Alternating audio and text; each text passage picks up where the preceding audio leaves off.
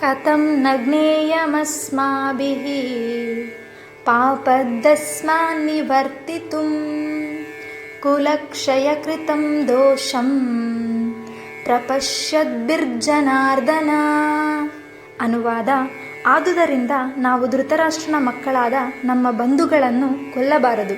ಯಾಕಂದರೆ ಓ ಮಾಧವ, ನಮ್ಮದೇ ಜನರನ್ನು ಕೊಂದು ನಾವು ಸುಖವಾಗಿರುವುದು ಹೇಗೆ? ಇಂತಹ ಮಹಾಪಾಪವನ್ನು ಮಾಡಬಾರದು ಎಂದು ನಾವು ತಿಳಿದುಕೊಳ್ಳದಿದ್ದರೆ ದುರ್ಯೋಧನನಿಗೂ ನಮಗೂ ಇರುವ ವ್ಯತ್ಯಾಸವಾದರೂ ಏನು?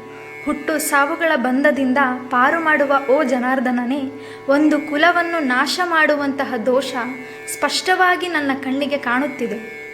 ಯುದ್ಧೋತ್ತರ ಭಾರತದ ಚಿತ್ರ ನನ್ನ ಕಣ್ಣಿಗೆ ಕಟ್ಟುತ್ತಿದೆ.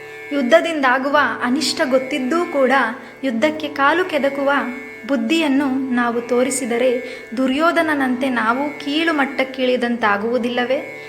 ಇದು ಅರ್ಜುನನ ಪ್ರಶ್ನೆ.